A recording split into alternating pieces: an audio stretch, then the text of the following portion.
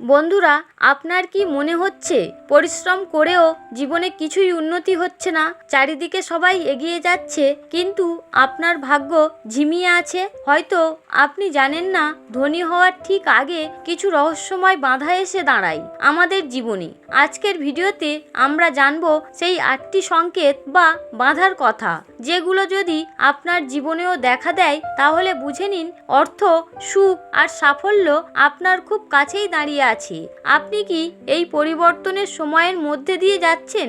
তাহলে এই ভিডিওটি আপনার জন্য। তাই ভিডিওটি দেখে যদি ভালো লাগে তাহলে অবশ্যই একটি লাইক করবেন এবং কমেন্টে অবশ্যই জয় মা লক্ষ্মী লিখতে ভুলবেন না। তাহলে চলুন শুরু করা যাক। ধনী হওয়ার ঠিক আগে প্রথম যে বাধার সম্মুখীন আপনি হতে পারেন তা হলো সন্দেহ আর নেতিবাচক চিন্তার ঘন ঘটা। দীর্ঘদিন ধরে আশা অনুরূপ ফল না পেলে নিজের সামর্থ্য ও নিজের প্রচেষ্টা নিয়ে মনে সংশয় জাগতে শুরু করি। আমি কখনো ধনী হতে পারবো না, আমার ভাগ্যটাই খারাপ। এই ধরনের নেতিবাচক ভাবনাগুলো যেন জেঁকে বসে আমাদের মনে। আবার অন্যের দ্রুত সাফল্য দেখে হতাশ হয়ে পড়েন অনেকেই। এমন পরিস্থিতিতে ধর্মীয় বিশ্বাস এই নেতিবাচকতা থেকে মুক্তি দিতে পারে। বিশ্বাস রাখতে হবে জীবনে যা কিছু ঘটছে তার একটা বৃহত্তর উদ্দেশ্য আছে। ধনী হতে চাইলে সৃষ্টিকর্তার উপর ভরসা রাখা এবং ইতিবাচক থাকা অপরিহার্য। নেতিবাচক চিন্তা মনকে দুর্বল করে, কর্মক্ষমতা কমিয়ে দেয়। যখনই এমন ভাবনা আসে, ঈশ্বরের নাম স্মরণ করুন, প্রেরণামূলক কিছু পড়ুন অথবা এমন মানুষের সঙ্গে কথা বলুন যারা আপনাকে উৎসাহিত করতে পারে। দ্বিতীয় বাধা হলো শরীর মন দুর্বল হয়ে যাওয়া। জীবনের কঠিন সময়গুলিতে হঠাৎ অসুস্থতা, ঘুমের সমস্যা বা অজানা ক্লান্তি দেখা দেয়। এটা অনেক সময় মানসিক চাপের প্রতিফলন। এমন পরিস্থিতি হওয়ার মানে আপনি একটা গুরুত্বপূর্ণ পরিবর্তনের সামনে দাঁড়িয়ে আছেন। তাই ধৈর্য রাখুন এবং নিজেকে যত্ন নিন। তৃতীয় বাধা হলো পারিবারিক অবহেলা। অনেক সময় নিজের ঘরের লোকেরাই আপনার স্বপ্ন বা পরিশ্রমকে গুরুত্ব দেয় না। পরিবার থেকে সাপোর্ট না পেলে মন ভেঙে যায়, কিন্তু এটা অনেক সময় একটা পরীক্ষা মাত্র। যারা বড় কিছু করে তাদের জীবনে এই ধরনের একাকিত্ব আসবেই, এতে ভেঙে পড়বেন না। এটাই সময় নিজের বিশ্বাসে অটল থাকার। চতুর্থ বাধা হলো ধৈর্যের পরীক্ষা। মানুষ আর্থিক উন্নতির জন্য অক্লান্ত পরিশ্রম করে এবং দ্রুত ফল পাওয়ার আশা করে, কিন্তু বাস্তবতা অনেক সময় ভিন্ন হয়। দীর্ঘ সময় ধরে হয়তো আপনি অক্লান্ত পরিশ্রম করছেন এবং আপনার চেষ্টার কোনো ফল দেখতে পাচ্ছেন না। এই সময়টাই আপনার ধৈর্যের আসল পরীক্ষা নেয়। ধর্মীয় গ্রন্থগুলিতেও ধৈর্যের মাহাত্ম্য বর্ণনা করা হয়েছে। শ্রীমদ্ ভগবদ্গীতায় ভগবান শ্রীকৃষ্ণ স্পষ্ট বলেছেন, কর্মণ্যবাদী কারস্তে মা ফলেষু কদাচন, অর্থাৎ তোমার অধিকার কেবল কর্মী, তার ফলে নয়। তাই ফলের চিন্তা না করে নিজের কর্তব্য করে যাও। বিশ্বাস রাখো, সঠিক সময়ে আপনার পরিশ্রম অবশ্যই ফল দেবে। অধৈর্য হয়ে অনেকেই ভুল পথে চালিত হন বা মাঝপথে হাল ছেড়ে দেন। মনে রাখবেন, প্রতিটি রাতের পরেই যেমন দিনের আলো আসে, তেমনি কষ্টের পর সুখের আগমন অবধারিত। তাই কঠিন সময়ে ধৈর্য ধরুন এবং আপনার লক্ষ্যের দিকে স্থির থাকুন। সাফল্য আপনার কাছে আসবেই। পঞ্চম বাধা হলো চারপাশে ভুল মানুষ ও ভুল পরামর্শ। ধনী হওয়ার আগে এমন কিছু মানুষ জীবনে আসে যারা ইচ্ছা করে বা অজান্তে ভুল পথে ঠেলে দিতে চায়। আপনাকে অপমান করতে পারি, বিভ্রান্তিকর উপদেশ দিতে পারি। এই সময় নিজের অন্তর্জ্ঞান, আত্মবিশ্বাস আর ধর্মীয় দৃষ্টিভঙ্গিকে আঁকড়ে ধরা জরুরি।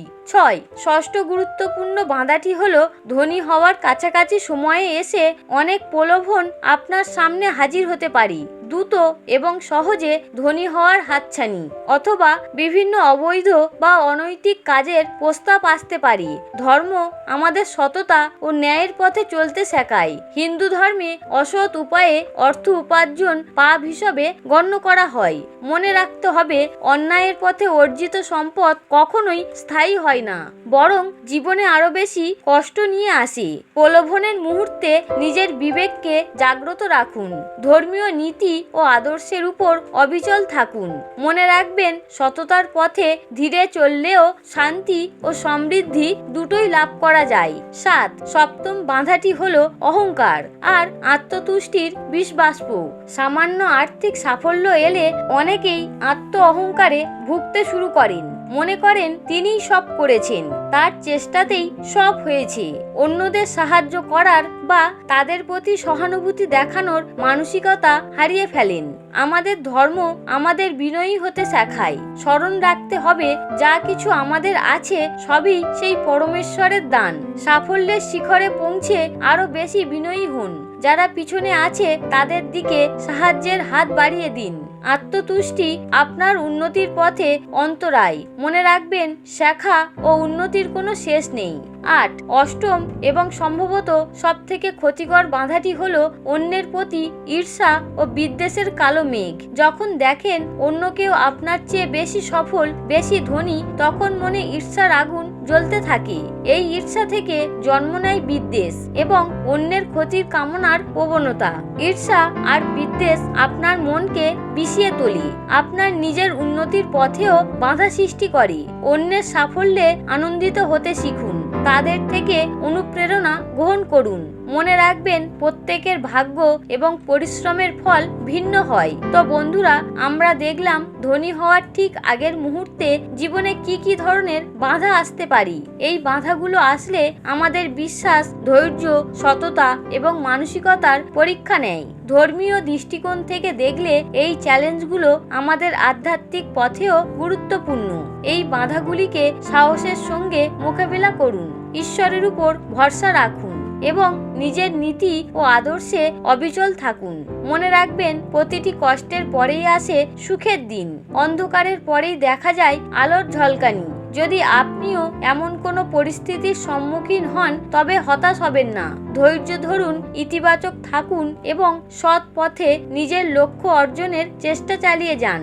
বিশ্বাস রাখুন, একদিন আপনি অবশ্যই আপনার কাঙ্ক্ষিত লক্ষ্যে পৌঁছাবেন।